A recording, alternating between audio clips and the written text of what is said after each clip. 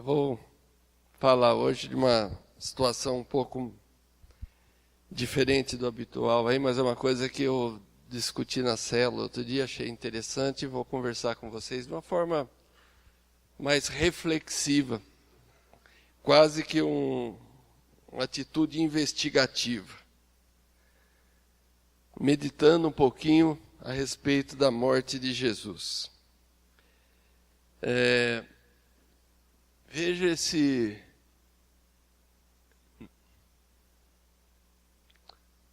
versículo aqui que está lá em Atos 2, de 22 a 24. A meditação começa baseado nesse.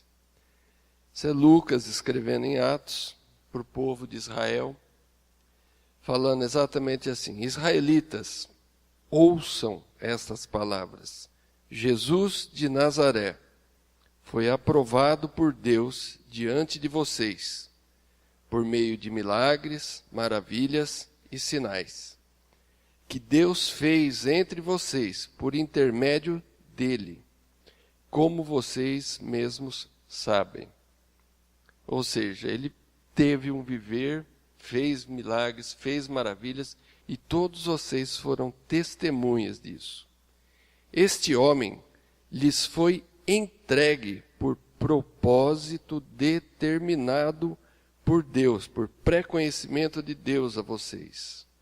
E com a ajuda de homens perversos, o mataram, pregando-o na cruz.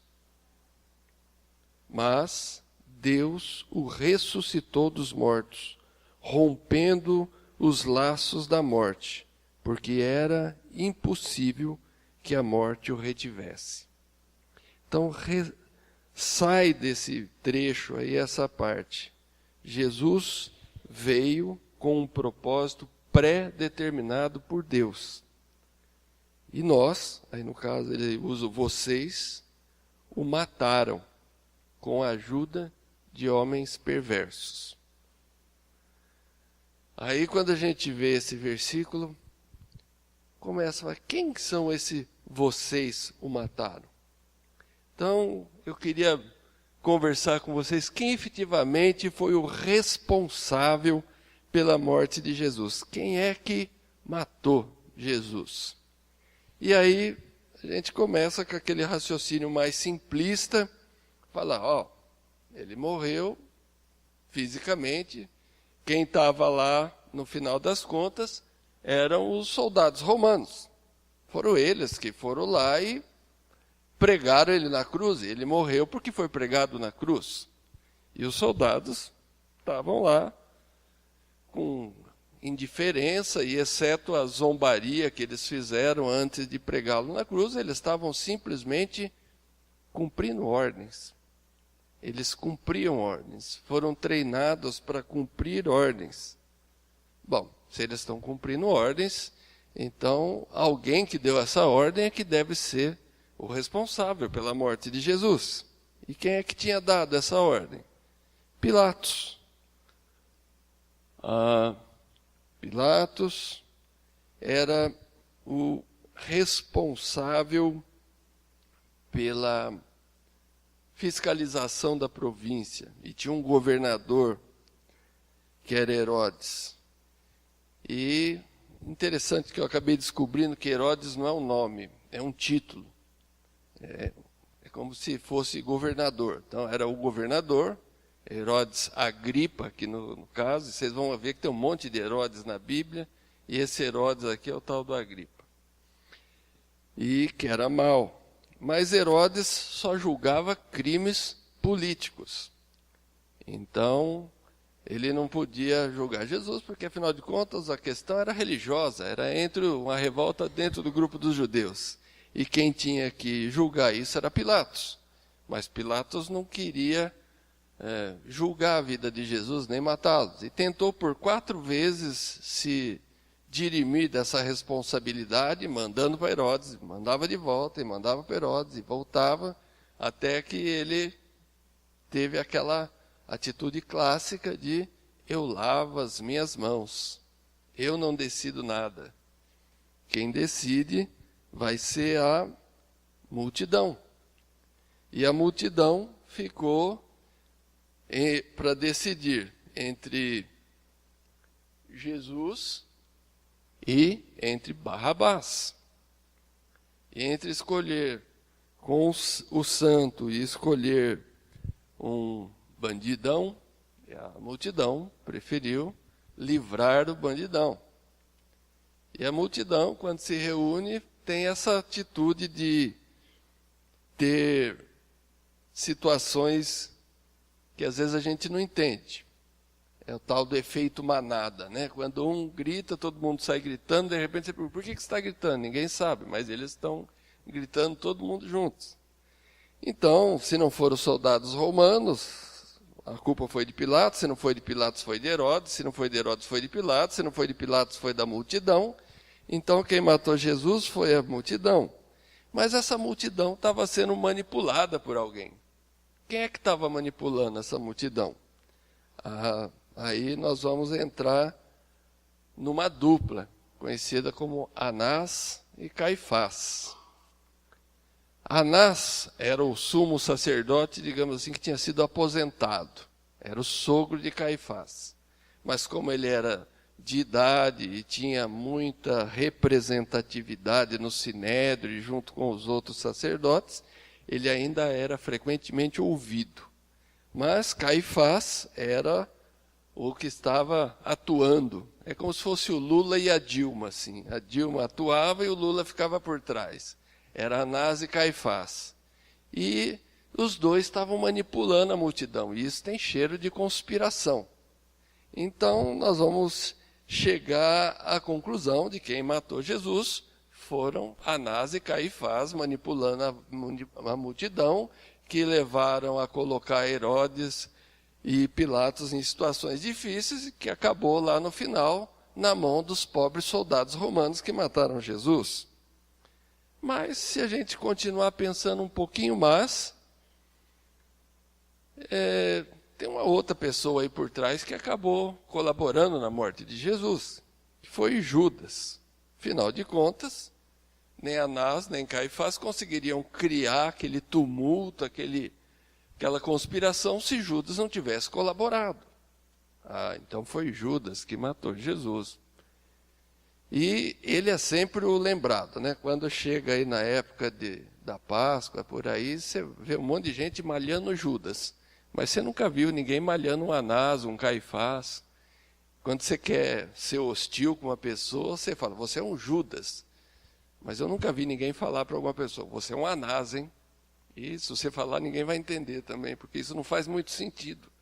Que na nossa cultura, quem matou Jesus foi o próprio Judas. Mas, e esse Judas que acabou vendendo aí por 30 moedas de ouro, bem, no final das contas, ele foi usado também. E se a gente prestar um pouquinho atenção, talvez tenha sido o próprio pai de Jesus. Veja bem, aqui não está dando para ler muito bem, mas dá para entender. Porque Deus amou o mundo de tal maneira que deu o seu Filho unigênito para que todo aquele que nele crê não pereça, mas tenha a vida eterna. João 3,16, clássico versículo. Deus deu o seu Filho.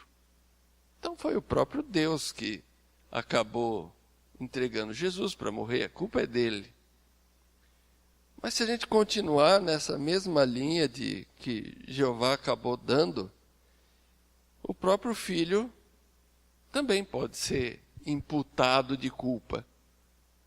Ele diz aqui para a gente, no João 10,18, ninguém me atira de mim, se referindo à própria vida, mas eu de mim mesmo a dou.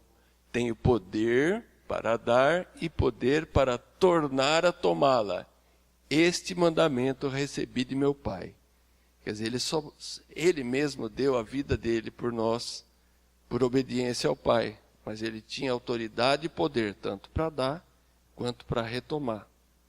Então, de certa forma, ele mesmo acabou se, entre aspas, aí, se suicidando. Tentou dar a vida por nós.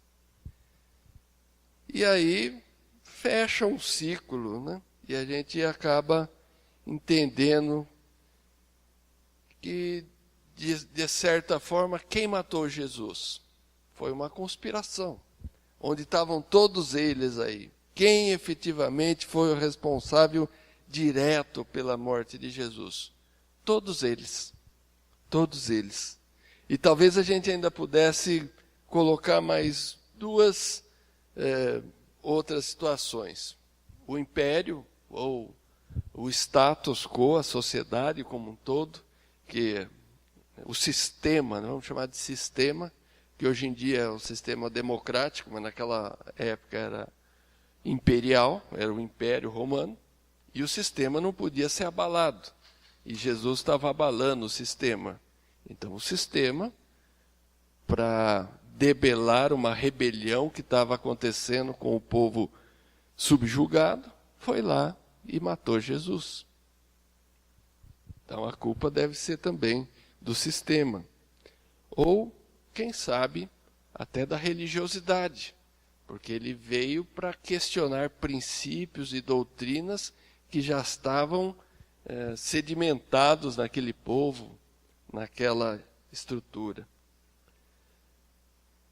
Então, se a gente fizer um compêndio, nós vamos dizer que tem os soldados romanos, Pilatos, Anás, Caifás, a multidão, Judas, o próprio Deus, Jesus, o império, a religiosidade. E aí fica fácil, né? Está todo mundo aí culpado, vamos mandar prender, executar e acabar com isso. Mas se a gente começar a refletir um pouco mais a respeito daquele versículo que fala que ele veio com um propósito pré-determinado, e dentro desse propósito pré-determinado a gente conseguir enxergar um pouco mais da mão do Senhor, nós vamos ver que está faltando mais duas pessoas nesse conjunto de culpados, que é você e eu.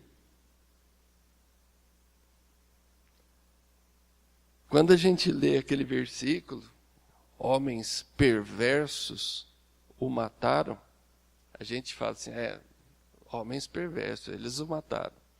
E a gente nunca se inclui no meio desses homens perversos. Mas se a gente fizer uma reflexão um pouquinho mais honesta, né? Aqui, ó, necessitamos de um olhar mais honesto, não de uma maçã carcomida, mas do todo. Talvez a gente possa se ver nessa situação. E é aqui que eu gostaria de refletir um pouquinho com cada um de vocês nessa manhã. Será que dentro de cada um de nós não mora um soldado romano que, vez por outra, cumpre ordens sem se importar com as consequências? Eu tenho um serviço para fazer, eu tenho uma obrigação a cumprir, eu venho aqui, faço o que eu tenho que fazer e pronto. Se isso dói para alguém, se isso machuca alguém, se isso ofende alguém, pouco me importa. Eu estou cumprindo ordens. Eu tenho um respaldo para ser cruel e justo ao mesmo tempo.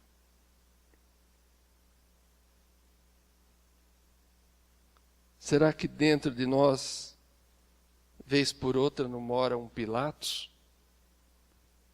Que frente a um sofrimento de uma pessoa, simplesmente lava as mãos? Olha, você vai morrer, você está sofrendo, eu posso até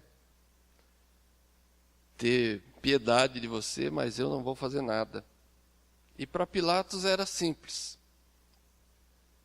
Está tendo uma rebelião aí no seu distrito. Ou você acaba com essa rebelião e mata esse homem, ou essa notícia chega em Roma. E quem vai morrer é você. Não vai ser a rebelião, mas vai ser você. E a gente pensa assim, olha, se precisa morrer alguém entre eu e você, que seja você, eu preciso me preservar. É instintivo, mas não é cristão. Quantas vezes a gente se salva, fisicamente falando, mas fica com a consciência manchada de que poderia ter feito diferença na vida de alguém e não fez, simplesmente porque nós preferimos não morrer. Lavamos as nossas mãos. Quando você olha para o seu marido que não vem mais no culto, você desistiu até de orar por ele para ver se ele se converte. Você lavou as mãos. Quando você fala assim, meu filho não tem mais jeito não, deixei na mão de Deus. Mão de Deus? Parou de orar por ele? Parou de chorar por ele? Pilatos, você simplesmente lavou as mãos. Quando a gente cruza na rua e encontra um morador de rua, um usuário de crack, e olha para ele com aquele ar de piedade, fala, eu vou até dar uma ajudinha para ele, dar R$10 para ele. Mas no fundo o teu coração fala assim, esse aí não tem mais jeito não, vai morrer nessa manguaça. Pilatos, o que você pode fazer efetivamente para impactar a vida de outras pessoas que você não está fazendo? Esse Pilatos que mora dentro da gente mata Jesus a cada dia. Mas se não foi esse soldado, esse Pilatos, talvez seja essa figura de Caifás que mora dentro da gente. E qual que é essa figura de Caifás? Anás e Caifás tinham construído uma imagem de religiosidade, de conduta, de retidão.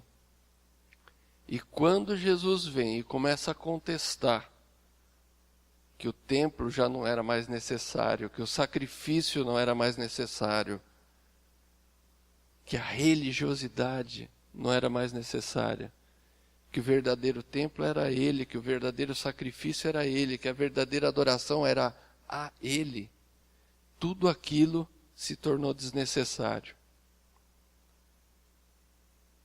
Mas eles não queriam abrir mão da religiosidade, queriam manter o status que eles tinham conseguido com a religiosidade, não queriam se desfazer da própria imagem, não queriam ficar nus diante do próprio Deus.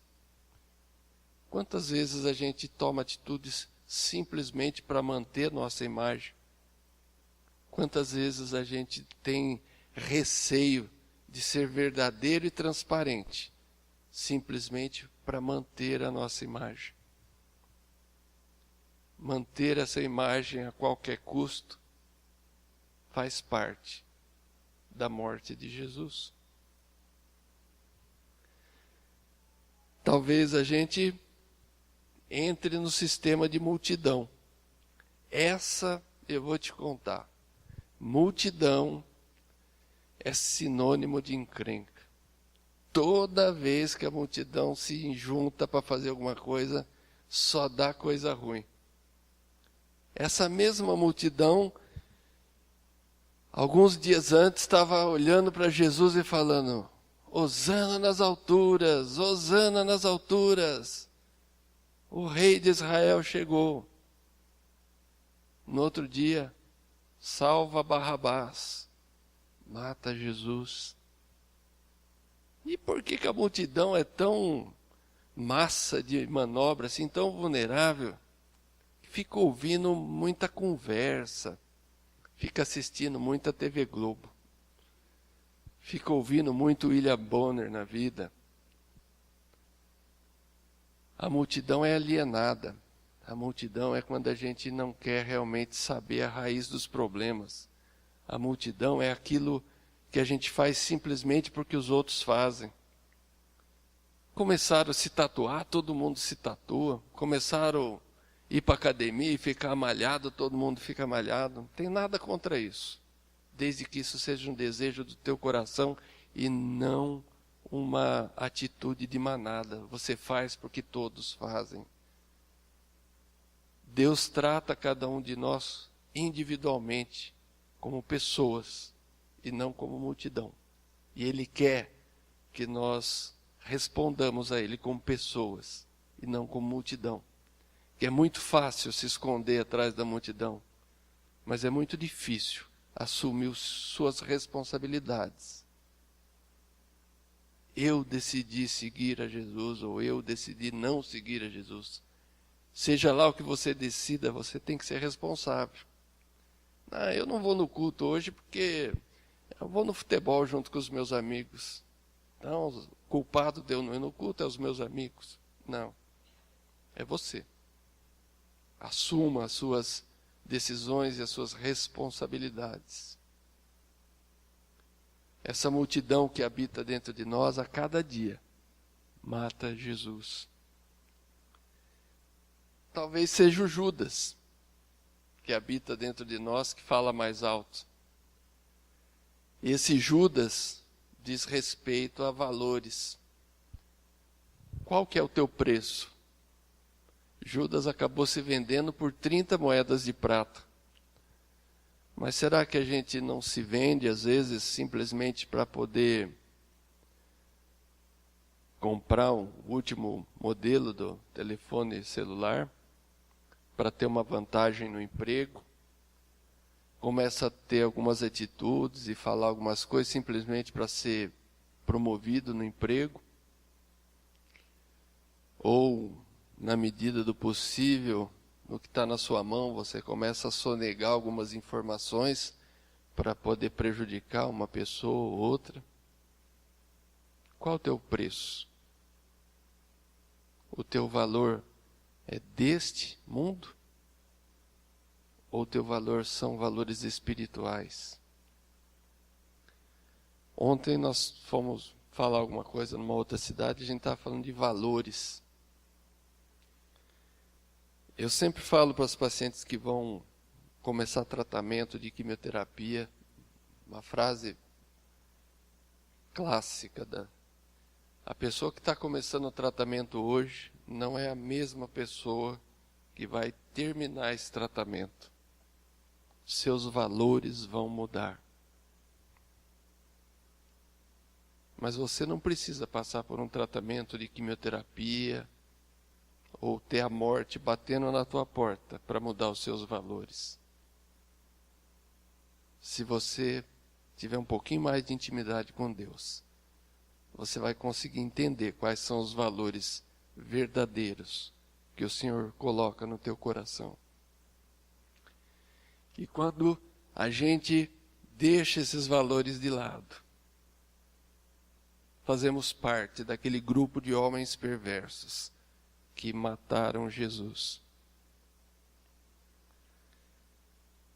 Talvez você não seja um Judas, ou o Judas não seja o principal, mas tem um império. E o que é esse império que matou Jesus? Esse é um império bem pequeno, que tem um único imperador, você. Eu sou dono da minha vida, eu faço o que eu quero, e eu me preservo sempre porque o importante é que eu seja feliz. Você nunca está disposto a fazer nada que não seja para o seu próprio bem. E quando a gente toma essa atitude, nós estamos matando Jesus. Quando você conseguir entender que é morrendo que se vive para a vida eterna, como aquela canção de Francisco de Assis, você vai entender que é gerando vida através da morte que Jesus veio ensinar como se vive. E esse imperador que vive dentro de cada um de nós tem que ser destituído para que Cristo possa ser o nosso rei. Ou talvez o nosso maior problema seja a religião. E o que é essa religiosidade? O que é essa religião? Aquele Deus que cada um de nós criou dentro da nossa cabeça e que cabe no nosso mundo. Qualquer Deus que atue ou faça qualquer coisa diferente do que nós queremos que Ele faça, é um Deus que não cabe na nossa cabeça. Então nós matamos Ele. O Deus que está dentro de você, ou dentro da sua cabeça, dentro da sua racionalidade, é o mesmo Deus da Bíblia? É o mesmo Deus do Espírito Santo? Ele tem liberdade de agir? Ou ele está contido dentro de uma caixinha, sem poder mudar nada da tua vida? Ou quando ele te pede para mudar alguma coisa, você não está disposto, porque isso não faz parte do Deus que cabe dentro de você? Até que ponto você é capaz de morrer? Ou, por essa religiosidade, você prefere matar Jesus?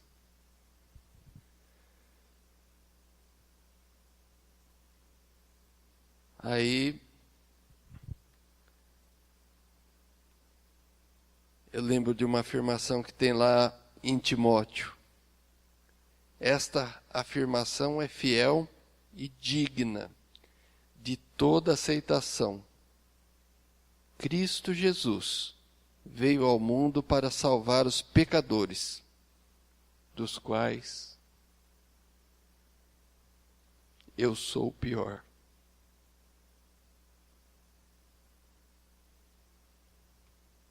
Parece que Timóteo já tinha refletido um pouco a esse respeito.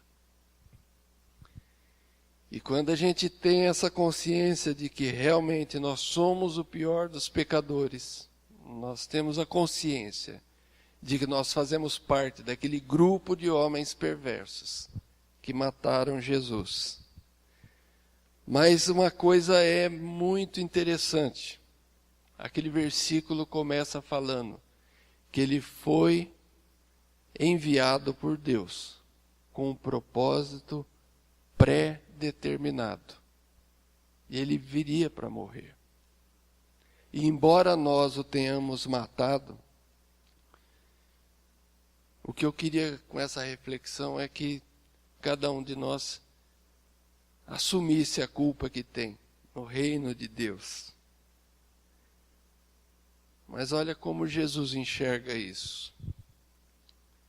Eu não coloquei os versículos, só coloquei a passagem aí, porque é uma passagem bem conhecida. Da mulher adúltera. Os senhores da lei, os fariseus e sacerdotes, trouxeram a Jesus uma mulher pega em adultério e queriam testá-lo, porque ele estava ensinando no templo. E ele estava com uma postura no templo, você vê que ele está sentadinho ali no chão. Só quem podia ficar sentado no templo ensinando eram os sacerdotes. E Jesus não era um sacerdote, mas ele tinha assumido a postura de um sacerdote, de um mestre. Por isso ele sentou. E quando ele sentou no templo para ensinar, ele estava afrontando a autoridade de todos os sacerdotes e todos os mestres do templo. E isso era o costume da época. E quando todos se viram afrontados por uma pessoa que vem aqui e começa a falar o que nós deveríamos estar falando, nós precisamos confrontá-lo. E aí pegaram uma mulher, levaram lá e falaram: essa mulher foi pega em adultério. A lei de Moisés diz que ela deve morrer apedrejada. O que você diz? Se ele fala que ela deve morrer, ele está indo contra Roma, porque qualquer cidadão romano ou cidadão das colônias romanas só poderiam morrer se a ordem viesse de Roma, do próprio Herodes. Se ele fala que ela não deve morrer, ele está indo contra a lei de Moisés, está indo contra os judeus. E aí ele começa a escrever no chão. Escrevendo no chão. E se você lembrar um pouquinho do livro de Daniel, teve um rei lá que viveu na Babilônia, que um dia estava numa festa e viu uma mão escrevendo na parede. Neme, Neme, Tarkel, Paquim. Você foi pesado, medido, e você foi reprovado. E quando aqueles judeus viram ele escrevendo no chão, sabiam que ele estava fazendo referência a essa situação. Vocês foram pesados, medidos, e a justiça de vocês foi colocada de lado. E todos eles estavam com as pedras na mão para poder apedrejar aquela mulher adúltera. E eles queriam justiça, queriam que a lei fosse colocada em vigor. Mas, quando a gente julga uma pessoa, quando a gente julga nós mesmos, nós julgamos baseados em valores, em padrões. E o padrão sempre é nós mesmos. O que eu faço é reto, se você faz diferente de mim, não é reto.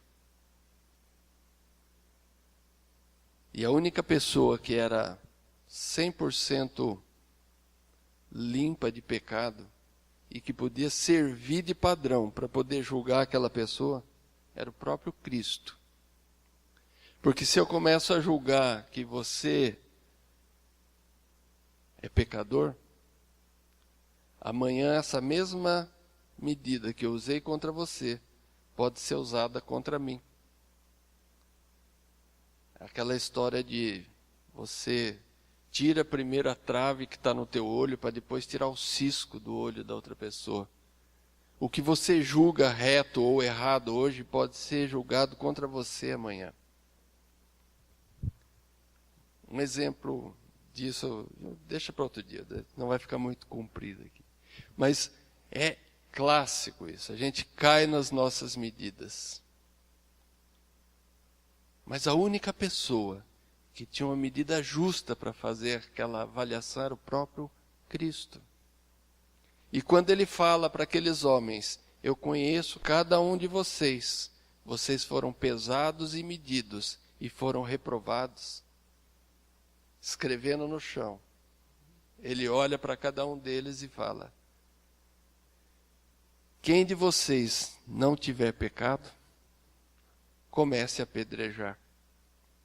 E um por um, a começar dos mais velhos, foram soltando as pedras e foram indo embora. E a mulher ficou ali. E aí é que o Cristo Jesus vira para ela e fala: onde estão os seus acusadores, mulher? Ninguém te apedrejou? Não. Eu também não te apedrejo. Vá e não peques mais. E é mais ou menos isso que eu queria conversar com vocês hoje.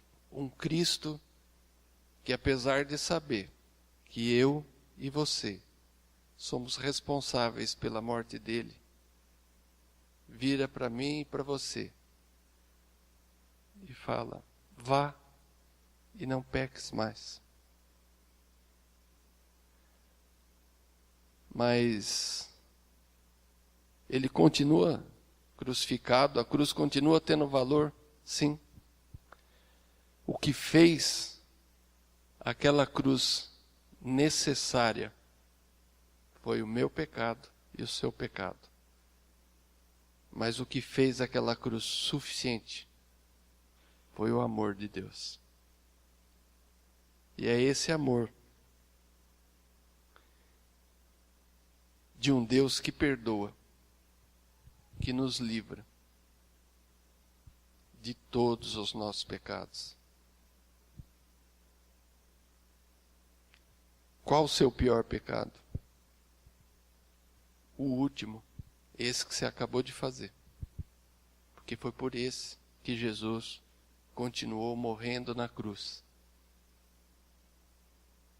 E sempre vai ser suficiente para remir todos os pecados, a partir do momento que a gente refletir sobre a sua morte e sobre as nossas culpas, e que possamos nos arrepender de algumas atitudes do soldado romano, do Pilatos, do Anás, do Caifás, da multidão, do Judas, do império, da religiosidade, de cada uma dessas entidades que habitam dentro de nós, e que nós podemos tirá-la e preencher com o Espírito Santo de Deus.